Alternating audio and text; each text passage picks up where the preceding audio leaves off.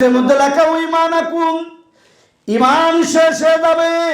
আমার নবীর দরবারে ছোট্ট একটা বেয়াদবি যদি হয়ে যায়, আমার আল্লাহ বলেন আমি আল্লাহ তোর তামাম জীবনের নেক আমল সমূহ বরবাদ করে দিব। নেক আমলের মধ্যে নামাজ আছে, রোজা আছে, হজ আছে, যাকাত আছে। দুনিয়ার সব জায়গায় পাগলামি চলে, আমার নবীর দরবারে পাগলামি চলে না। আপনি নবী আমার জীবনের জীবন, বলেন আপনি আল্লাহর নবী,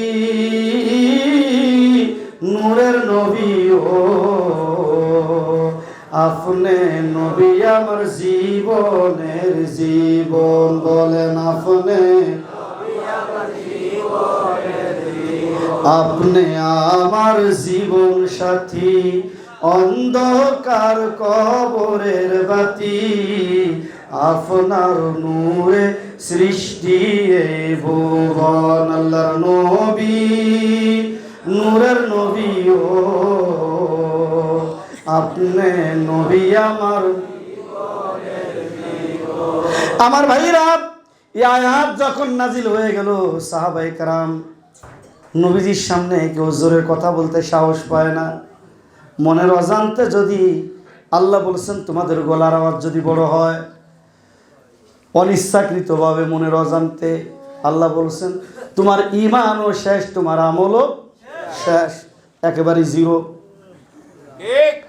আমার ভাইরা, এই জন্য সাহাবায়ে কেরাম কথা বলার সময় পাতলা করে বৃষ্টি কণ্ঠে আস্তে করে কথা বলতেন। আমার ভাইরা বুক টান টান করে দাঁড়াতেন না। বসার ক্ষেত্রে নামাজের কায়দায় বসতেন, দাঁড়ানোর ক্ষেত্রে প্রতিবাদের সাথে দাঁড়াতেন। অনেকে বলে যে তোমরা যে হিন্দুয়ানি প্রথা, হাত জোর করা, এটা নাকি হিন্দুয়ানি প্রথা। আরে মিয়া, এটা মুসলমানি প্রথা, অনেক হিন্দু ভাইরাও এটা পালন করে। এটা কি কাগের প্রথা বলেন? এটা মুসলমানদের প্রথা। কারণ আল্লাহ রসুল যখন জংলা সংলগ্ন গুহায় তিনি যখন সিজদারত অবস্থায় ইয়া রব্বি হাবলি উম্মতি বলে যখন কান্না করতেছিলেন, আল্লাহ রসুল গত 3 দিন দিনাকে পাওয়া যাচ্ছেন না, 3টা দিন পাওয়া যাচ্ছে না। হযরত ওমর তরবারি ঘুরায় আর বলে একটা মুনাফিকও বাঁচতে দিব না। হযরত ওমর, আবু বকর, হযরত আবু বকর বলে ওমর পাগলামি করো না, চলো আমরা নবীর তালাশে যাই। নবীর তালাশে গেছেন, গিয়া দেখেন রাখালেরা দাঁড়ায় আছে। হযরত আবু বকর বলে রাখালেরা তোমরা কি আমার নবীকে দেখছো? রাখালেরা বলে আমরা তো ওইভাবে চিনি না, তবে 3টা দিন হয়ে গেছে আমরা এখানে আমাদের উটগুলি, বকরিগুলি, ডুম্বাগুলি আমরা এখানে প্রতিদিন নিয়ে আসি। এই 3টা দিন আমরা এখানে নিয়ে আসি। এই 3টা দিন এই বকরিগুলি, উটগুলি ঘাস এবং পাতার মধ্যে মুখ লাগায় না। 3টা দিন এখানে এসে কান্না করে। এবার আমরা এখানে দাঁড়াইতে পারি না, কারণ গাছের প্রতিটা ডালে ডালে পাখিগুলি কিচিরমিচির করে তারা তাদের বাসায় কান্না করতেছে। তখন হযরত আবু বকর বলে ওমর রে, যেই মানুষের কান্নায় পশু পাখি কান্না করে, যেই মানুষের ভালোবাসায় পশু পাখিগুলি খাবার খায় না, পশু পাখিগুলো 3 দিন কান্না করছে, 3 দিন ঘাসের মধ্যে মুখ লাগায় না, তাহলে এই গুহার ভিতরে যে আল্লাহর নবী, এটা কোনো সন্দেহ নাই।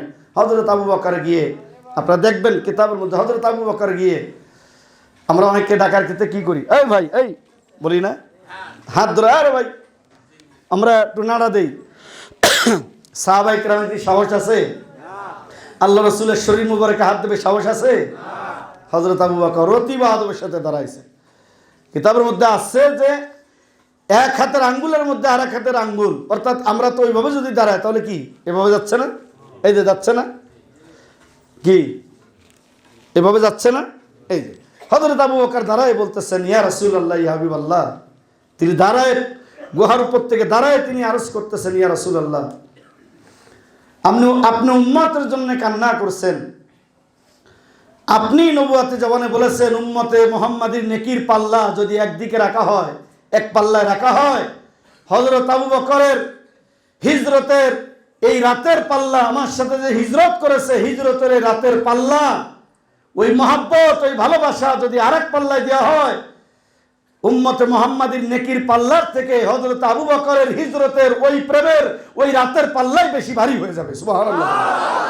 ইয়া রাসূলুল্লাহ, যে হাসরের দিন কেউ কাউকে চিনবে না, কেউ কাউকে চিনবে না, মূল্যায়ন করবে না, কোনো কিছুই কাজে আসবে না। দেখেন না, আল্লাহ তাআলা বলতেছেন সূরা শুআরা 88 এবং 89 নং আয়াত আল্লাহ তাআলা বলতেছেন, ইয়াউমা লা ইয়ানফাউ মালু ওয়ালা বানুনা ইল্লা মান আতাল্লাহা বিকলবিন সালিম।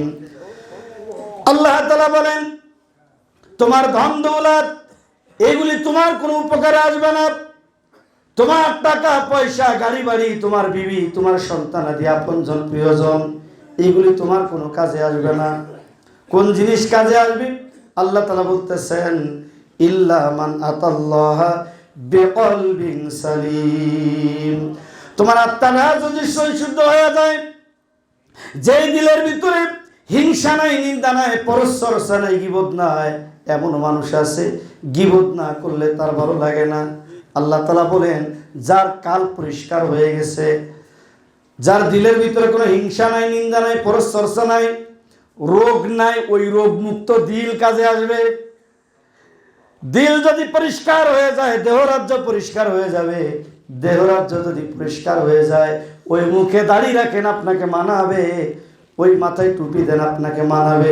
টুপি যার তার মাথায় মানায় না, দাড়ি যার তার মুখে মানায় না, লেবাস যার তার শরীরে মানায় না। বিশেষ করে নবীর প্রেম যাদের ভিতরে নাই, এই টুপি দাড়ি ব্যবহার করার অধিকার তাদের নাই। জোরে বলেন ঠিক না বেঠিক? এই জন্য উপরে এত সৌন্দর্য আনার পূর্বে বলেন, এই কাল রোগমুক্ত করার দরকার আছে না নাই? আচ্ছা ভাই বলেন তো দেখি, আমি কি এখানে কোরআন ছাড়া আমি কি কোনো ভিন্ন কোনো কথা বলতেছি? ডাইরেক্ট কোরআন, নগদ ওয়াজ। আপনি কোরআন শরীফ বের করেন, মোবাইলে বের করে দেখেন, আপনি এখানে কোরআন শরীফ বের করে দেখেন, নগদ ওয়াজ।